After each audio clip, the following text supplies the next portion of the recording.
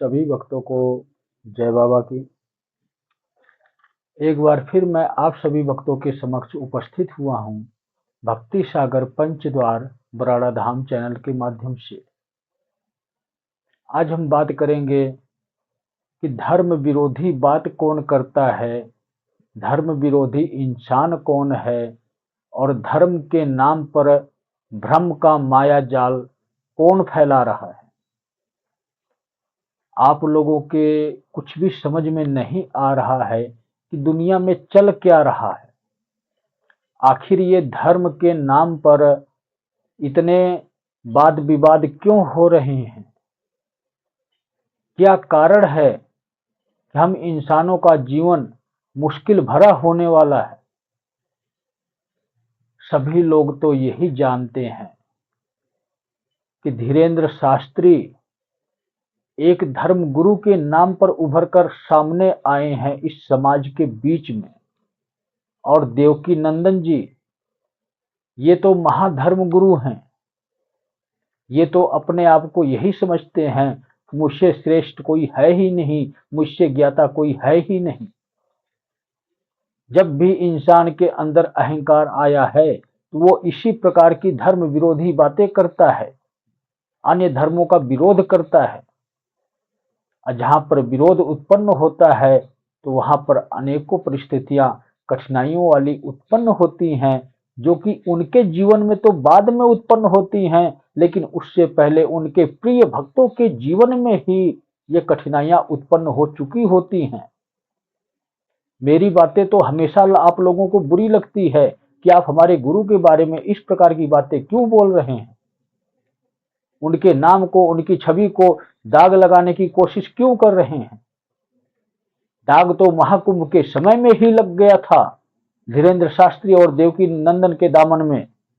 उसी वक्त हमने बोल दिया था कि जिस दिन ये महाकुंभ की धरती पर कथा करने के लिए पहुंचेंगे, उसी दिन समझ लो कि इनके माथे पर कलंक लग चुका है। और ये सत्य साबित हुआ। आप लोगों ने देखा कि महाकुंभ में भगदड़ की जैसी दुर्घटनाएं हुई, अनेकों लोगों के प्राण खतरे में पड़े। ऐसा क्यों हुआ? यही कारण है कि अगर हम धर्म विरोधी बात करते हैं, किसी अन्य धर्म के खिलाफ जाते हैं, तो हमारे साथ यही होता है। और आप जैसे अंधभक्त कहते हैं कि हमारे पूज्य सरकार जी हैं, हमारे पूज्य गुरुदेव जी हैं, आप इनकी निंदा कैसे कर रहे हो? क्या आपको पता है कि ये क्या कर रहे हैं? हम हिंदुओं के लिए लड़ रहे हैं। कौन कहता है कि हम हिंदुओं के लिए लड़ रहे हैं? ये हम हिंदुओं के लिए लड़ नहीं रहे हैं, हम हिंदुओं को लड़ा रहे हैं एक मुस्लिम के साथ, जहां पर हमारा सिर्फ और सिर्फ संहार होगा, अन्यथा और कुछ नहीं हो सकता। आप लोगों को क्या समझ में आता है? क्या देखा आप लोगों ने इन लोगों के पास, जो आपके पूज्य सरकार जी हैं, जो आपके पूज्य गुरु जी हैं, जो आपके पूज्य ठाकुर जी हैं, जिसको आप धीरेन्द्र शास्त्री के नाम से जानते हो, जिनको आप देवकी नंदन जी के नाम से जानते हो।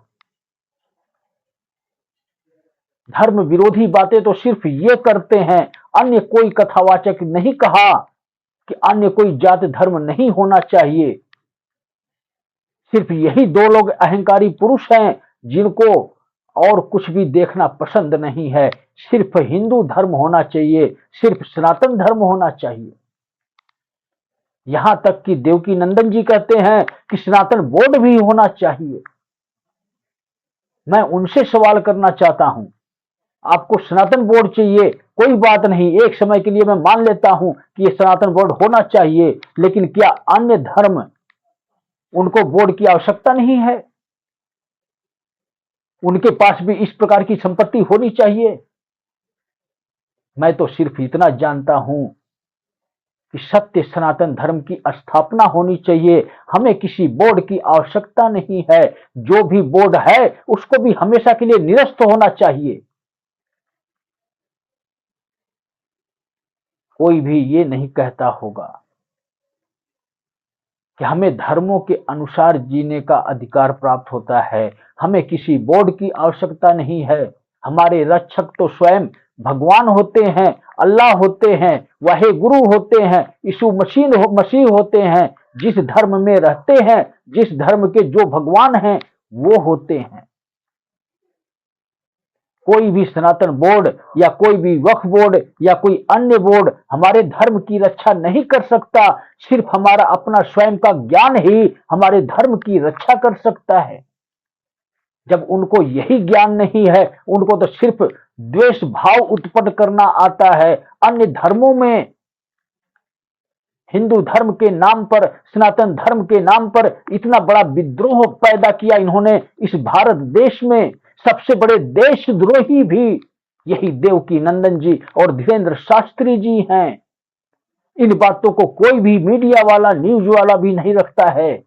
ये क्या कर रहे हो आप लोग? हिंदू धर्म को जगाते जगाते अन्य धर्मों को भी जगा रहे हो। स्वयं का विनाश स्वयं लिख रहे हो। किसने कहा कि आप धर्म विरोधी बात करो? क्या एक परिवार में 10 लोगों को रहने का अधिकार नहीं है? एक की ही मनमानी चलेगी? ऐसा संभव नहीं है। जब हमारे देश के प्रधानमंत्री अन्य धर्मों को इस देश में स्वीकार करते हैं, तो आप लोग कौन होते हो कि हिंदू राष्ट्र बनाएंगे, सनातन धर्म को ऊंचा करेंगे?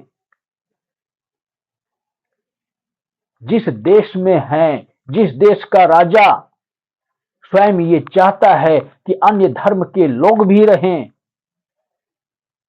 तो हमें कोई अधिकार प्राप्त नहीं होता कि हम अन्य धर्मों को ना देखें। हमें तो साथ में मिलकर चलना चाहिए और एक दूसरे को प्रेरित करना चाहिए कि स्वयं की भक्ति ही हमें पार लगाएगी। इन धर्म गुरुओं के चक्कर में आप लोगों को कुछ नहीं मिलेगा। जिसके पास ये ज्ञान नहीं है, वो क्या कर सकता है? वो तो इसी प्रकार की धर्म विरोधी बात करेगा, धर्म के नाम पर उकसाएगा और आप लोगों का इस्तेमाल सिर्फ अपने जीवन में करेगा। आप लोगों ने देखा होगा कि महाकुंभ में भगदड़ के दौरान कितनी मौतें हुई, कितनी जानें गईं। ये सब क्या था? सिर्फ यही धर्म विरोधी बात करने की वजह से लोग महाकुंभ में पहुंचे इतनी भारी मात्रा में। और सिर्फ महाकुंभ में ही नहीं, महाकुंभ के बाहर भी इस प्रकार की अनेकों दुर्घटनाएं हुई हैं, जिस प्रकार दिल्ली स्टेशन पर हुई हैं और भी अनेकों जगह हुई हैं। मानते हैं कि प्रशासन का सख्त नियम चल रहा था, इसलिए कम से कम हुई। लेकिन आप भी सोच सकते हो, ये महाकुंभ से शुरू हुआ, महाकुंभ के बाहर अब ये प्रक्रिया बहुत तेजी से फैल रही है। इससे पहले भीड़ एकत्रित होने की वजह से हुआ, लेकिन अब भीड़ एकत्रित की जा रही है धर्म विरोधी बात की वजह से। एक दूसरे के दुश्मन लोग हो रहे हैं सिर्फ इन्हीं धर्म विरोधी इंसानों की वजह से। जब हमारे महागुरु ही इस प्रकार की प्रक्रिया करेंगे, इस प्रकार की बातें करेंगे, एक द्वेष भाव उत्पन्न करेंगे, वो अपने परिवार को कैसे चलाएंगे? और जो भी भक्त उनकी संस्था से जुड़े हुए हैं, उनका परिवार है, वो उनका फर्ज है, उनका दायित्व है कि अपने परिवार की सुरक्षा करें, अपने दरबार में आने वाले भक्तों की सुरक्षा करें। इसीलिए मैं पिछली वीडियो में बोला हूं, विनाश काले विपरीत बुद्धि। जब विनाश का समय आता है, हमारी बुद्धि विपरीत दिशा में चलती है, कार्य करती है। हमें स्वयं को समझ नहीं आता है कि हम सत्य के मार्ग पर चल रहे हैं या असत्य के मार्ग पर चल रहे हैं। ठीक यही प्रक्रिया धीरेन्द्र शास्त्री और देवकी नंदन जी के साथ हो रही है, जो कि अपने भक्तों को, अपने व अनुयायियों को जो उनके दरबार में जाते हैं, उन्हीं की सुरक्षा करने की बजाय उनको ही मौत के मुंह में धक्का दे रहे हैं। सनातन धर्म के नाम पर, हिंदू धर्म के नाम पर एक कट्टरता पैदा कर रहे हैं इस समाज में, और जो एक संहारक स्वरूप लेगी। और जब संहारक स्वरूप लेगी तब सुरक्षा कोई नहीं कर सकता। तो आप लोगों ने क्या देखा इतने समय में? जिस शहर में जाते हैं धीरेंद्र शास्त्री जी, अगर उस शहर का नाम अलग है, मुस्लिम भाषा से मैच करता हुआ है, वहां का शहर का नाम बदलवाना चाहते हैं, घोषणा करके आ जाते हैं इस शहर का ये नाम होना चाहिए। तो अपने परिवार में भी एक ही नाम चलाओ, हर किसी का राम नाम रखो।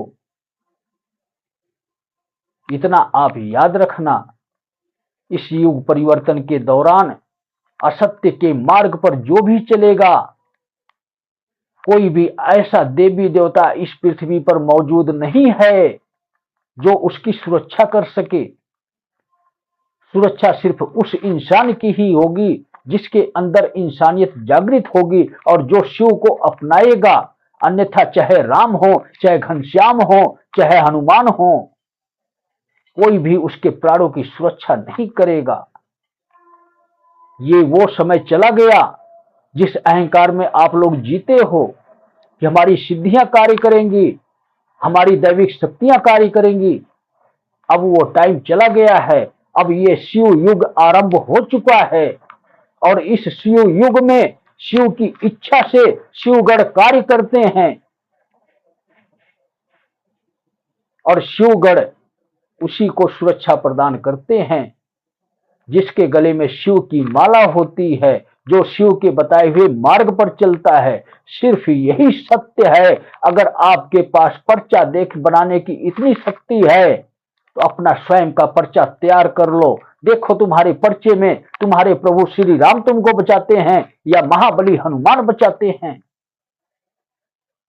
एक शिवगण, एक काल पुरुष ही तुम्हारे मृत्यु का कारण बनेगा। मैं भी देखता हूं कि तुम्हारे प्राणों की रक्षा कौन करता है। पर्चा बनाना आसान होता है, लेकिन पर्चा जो बन गया उसमें लिखा हुआ कोई बदल नहीं सकता। और आपका पर्चा मैंने बना दिया है और मेरा लिखा हुआ कभी कोई बदल नहीं सकता। आप दोनों को जेल होना तय है तो तय है, और मृत्यु तो मैं स्वयं दूंगा अपनी इच्छा से। पहले समाज में जो घटित हो रहा है उसको देखो, ताकि आपको भी समझ में आए कि आपके किए हुए कर्मों का ये परिणाम मिल रहा है।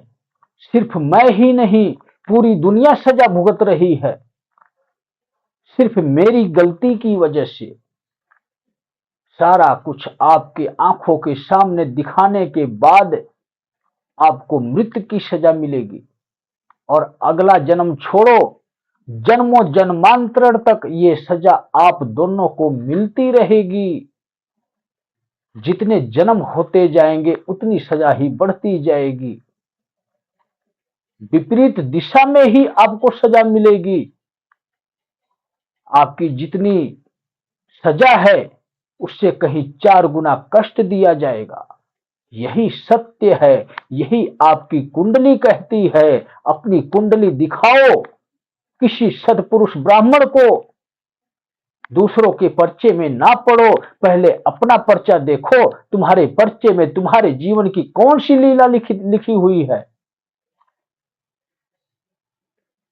इसीलिए मैं बार बार समझाने की कोशिश करता हूं, इस धर्म और अधर्म के युद्ध में किसी साधारण मानव का इस्तेमाल ना करो, जिसकी वजह से समाज में एक कट्टरता उत्पन्न हो और एक धर्म और अधर्म का युद्ध शुरू हो। जो युद्ध काल पुरुष को लड़ना चाहिए वो युद्ध तुम स्वयं लड़ना चाहते हो, दूसरों का इस्तेमाल करके। तो वही काल पुरुष अधर्मियों का विनाश करेगा, चाहे हिंदू धर्म से हो या मुस्लिम धर्म से हो। जितने भी आडंबर पाखंड हैं हमारे सनातन धर्म में, सब खत्म किया जाएगा। एक एक को चुन चुन कर काल पुरुष शिवगढ़ के माध्यम से सजा देंगे। सुरक्षित होना चाहते हो तो समय शेष है 2 से 3 महीने का। इससे पहले पहले कोई भी भक्त, कोई भी व्यक्ति समय से पहले वापिस आ जाए शिव की शरण में। अन्यथा कोई भी देवी देवता इस पृथ्वी पर विराजमान नहीं है आज के समय में जो आपकी चीख और पुकार को सुन सके। सिर्फ और सुनेंगे तो कौन सुनेगा? काल पुरुष और शिवगढ़, शिव की शक्तियां जो विनाश के लिए अवतरित हो चुकी हैं। अगर आप चाहते हो कि जिस भी देवी देवता के शरण में हम हैं उसकी शरण में ही रहें, उसकी कृपा दृष्टि में रहें, तो शिव को स्वीकार करो, यही सत्य है। अन्यथा शिव युग में अन्य किसी भी इंसान को जीने का अधिकार नहीं है। तो सभी भक्तों को जय बाबा की।